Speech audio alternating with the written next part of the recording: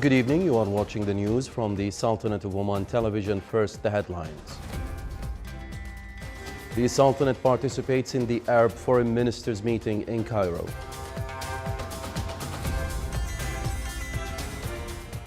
The Sultanate marks the Arab Water Day and World Wildlife Day to highlight its efforts in preserving water resources and the environment.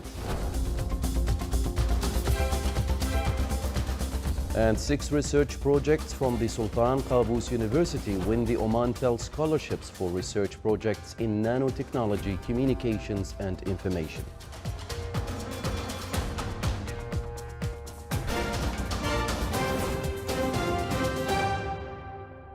Those were the headlines. Now for the news in detail. The Sultanate participated in the Arab Foreign Ministers meeting, which was held at the Secretariat General of the Arab League in Cairo.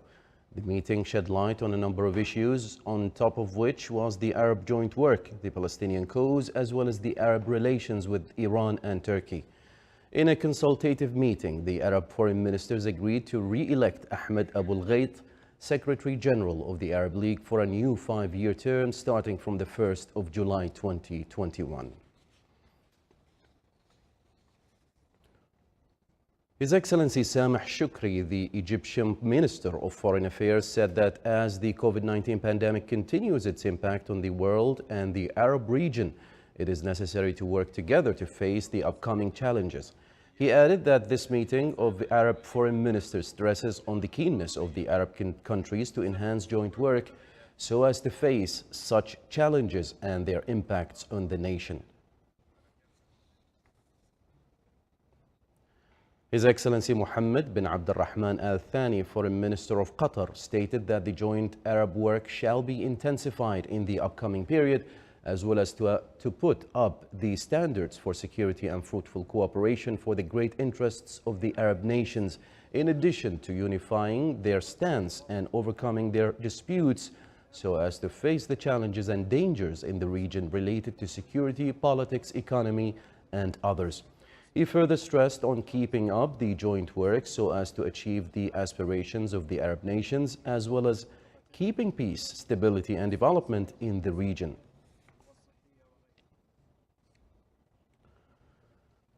His Excellency Khalid bin Hilal Al-Ma'wali, Chairman of the Shura Council, and His Excellency Dr. Mohammed Ishaq Saad, the Assistant Secretary General of Mauritanian Government, discussed aspects of the existing cooperation between the Sultanate and Mauritania. They as well reviewed the joint bilateral relations between the two countries and ways of developing them in various fields.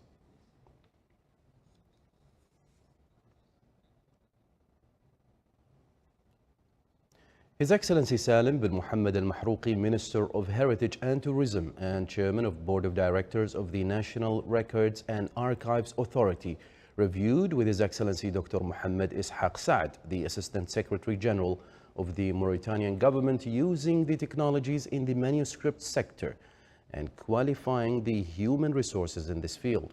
During the meeting, they exchanged experiences between the two sides and in ways of enhancing and developing and protecting the national records, as well as encouraging the scientific research and intellectual and artistic creativity in this sector.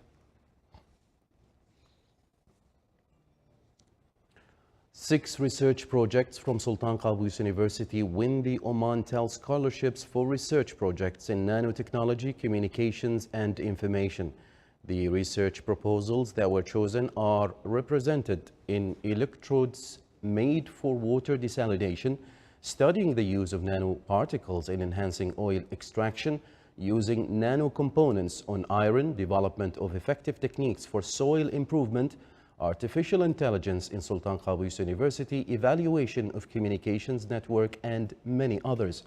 These research projects are of great significance to the country, with hopes of coming up with positive results that would contribute in resolving the challenges and obstacles in various fields.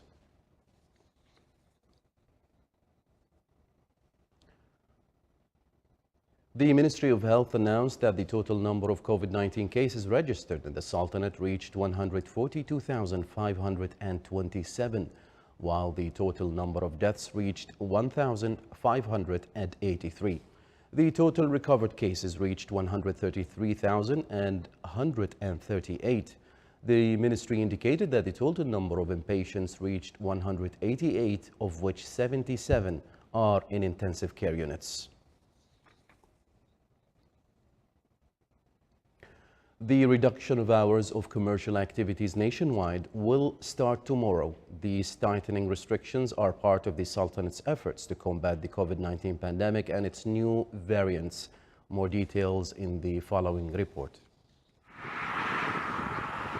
The government efforts to minimize the risk of widespread re-emergence of COVID-19 in the community, the reduction hours of commercial activities that were announced by the Supreme Committee will start tomorrow, 4th of March, where all commercial activities nationwide will close from 8 p.m. to 5 a.m. The measure will impact shops, cafes, restaurants and malls. Pharmacies, health institutions and petrol stations are exempt from the measure. The number of customers permitted entry at public and private businesses nationwide has been reduced to 50% until further notice. Social gatherings are prohibited. The decision is part of the Sultanate's efforts to combat COVID-19 and its new variants. We support the decision of Supreme Committee because number of cases are increasing. We need to stay at home, and this is urged from all of you. Please stay at home and follow the precautionary measure and all SOPs so that we can save ourselves betterly. School students will continue to receive education in government schools through distance learning from Sunday 7th of March until Thursday 11th of March 2021. During this period, the developments in the pandemic situation in schools will be evaluated. To stay healthy, it is the duty of each and everyone to follow preventive measures so that coronavirus transmission will be less. The COVID-19 committee calls on all to take extreme levels of caution to protect themselves and their families, including the community. It also stresses on avoiding holding of all types of gatherings that are proved to be cause of spreading the pandemic on a wide level. May Allah keep everyone safe. Under the theme Save Water to Achieve Sustainability, the Sultanate participates in the 3rd of March of every year with its Arab counterpart, celebrating the Arab Water Day, which seeks the cooperation of all institutions and individuals in preserving this resource and enhancing their awareness of its issues. The Ministry of Agriculture, Fisheries and Water Resources will focus on the water situation in the Sultanate and its efforts to optimize and conserve water resources, as well as to enhance the role of awareness on rational consumption and community partnership in water resources management. The ministry implemented many development projects and measures to optimize and ensure the sustainable use of water resources by implementing water projects such as dams, exploration and drilling projects for water resources, maintenance and rehabilitations of villages, water springs and wells.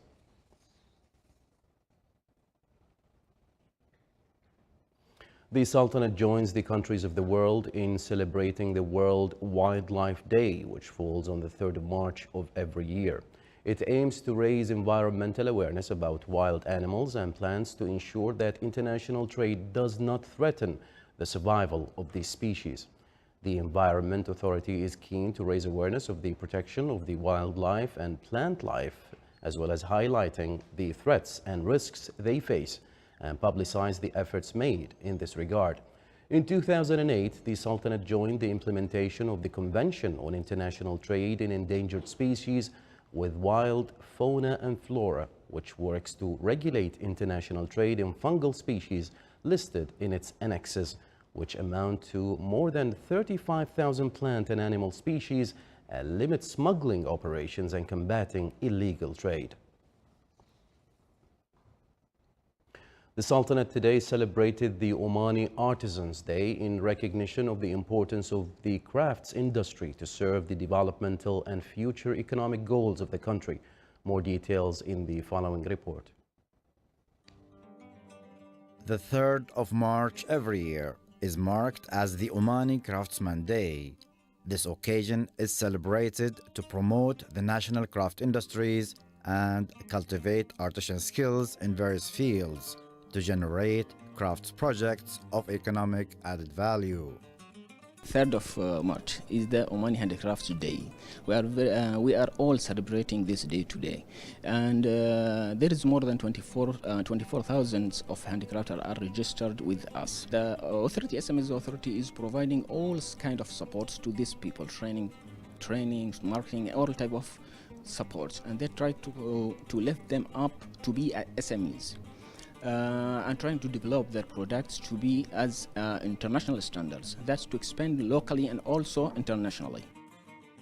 The great attention placed on the traditional craftsmanship yielded passionate Omani talents who were able to master the profession in all its components while constantly working on developing their products.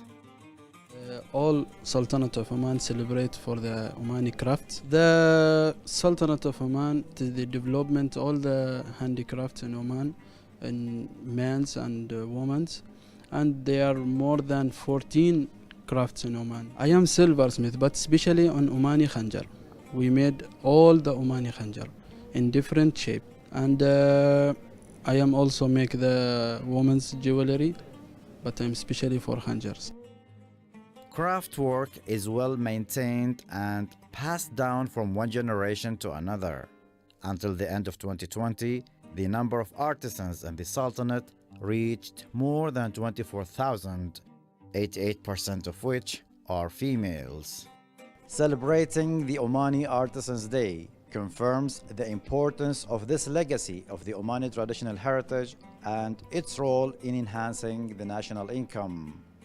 صالح بخلفان الرحبي, Sultanate of Oman Television, Muscat. Oceanic shrimp aquaculture receives the first batch of shrimp mothers in preparation to place them in a temporary veterinary quarantine in Al Misfat Industrial Area, Bosher, to remain there for a period of 35 days as the quarry operates with a closed circulation system to recycle seawater. The mothers of shrimp will be monitored and inspected to ensure that they are free from any potential impacts on shrimp projects and to identify their readiness for the incubation stage before transporting them to the designated farms. The company is currently managing and completing a number of shrimp cultivation farms in the wilayas of Ja'lan Bani Bu Hassan and Ja'lan Bani Bu Ali in the South Sharqiya Governorate, and it is expected that the cultivation operations will start at the beginning of April.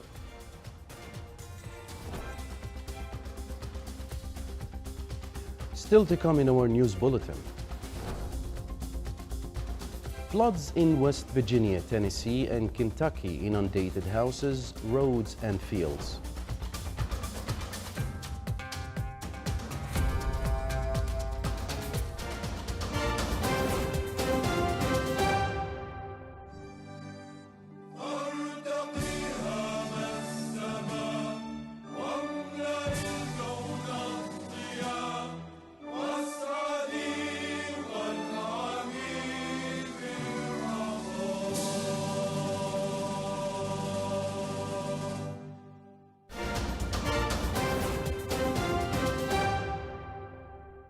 Welcome back to the news from the Sultanate of Oman Television. According to data released today, the novel coronavirus has killed more than 2.54 million people since December 2019. At least 114.71 million cases of coronavirus have been registered. Yesterday, 10,558 new deaths and 406,096 new cases were recorded worldwide. The United States remains the worst affected country with 516,616 deaths. Other hardest hit countries are Brazil with 257,361 deaths, Mexico with 187,187, India 157,346, and the United Kingdom with 123,296 deaths. Europe overall has 860,055 deaths, Latin America and the Caribbean 683,590, Asia 257,503, the Middle East has 104,777 deaths, and Africa recorded 104,379. The leader of the opposition in the United Kingdom, Sir Keir Starmer, today pressed Prime Minister Boris Johnson on plans to cut aid to war-torn Yemen by 50%, as well as Britain's arms sales to Saudi Arabia. Johnson defended his country's actions on arms sales, saying they followed consolidated guidance. Johnson also stood behind plans to slash aid to Yemen, citing national priorities in the wake of COVID-19 pandemic, adding that the UK continued to be one of the highest contributors of international aid in the world. Yemen's war started in 2014 when the Houthis seized the capital Sana'a and much of the country's north. An Arab-led coalition intervened months later to dislodge the rebels and restore the internationally recognized government. The conflict has killed some 130,000 people and spawned the world's worst humanitarian disaster.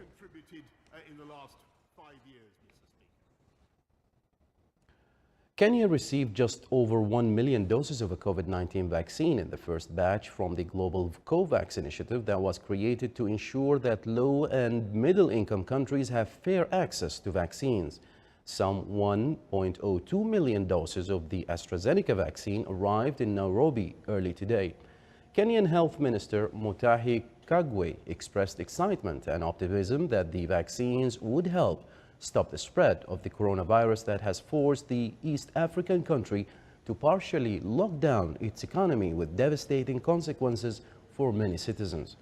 The vaccines will first be administered to medical workers, following by teachers and police officers.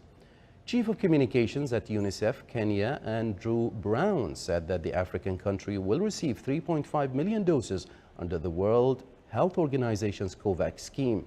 He added that the scheme aims at providing 1.3 billion virus vaccine doses to low and middle-income countries in 2021.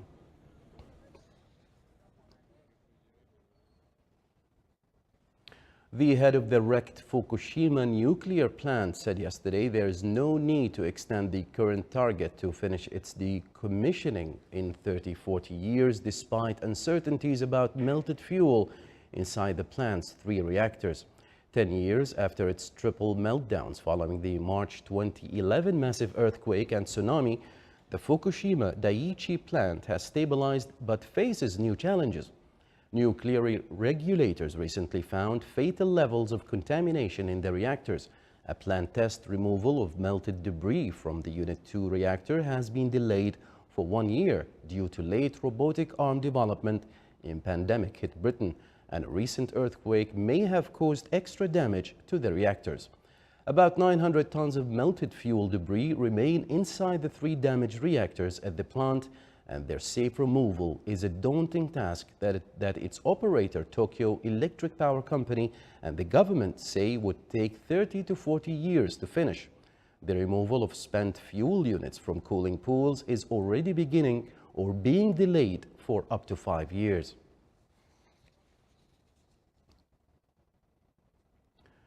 In the United States, days after heavy rains caused flooding in areas of West Virginia, Tennessee, and Kentucky, video in West Virginia shows water surrounding houses and covering roads and fields in Point Pleasant, West Virginia.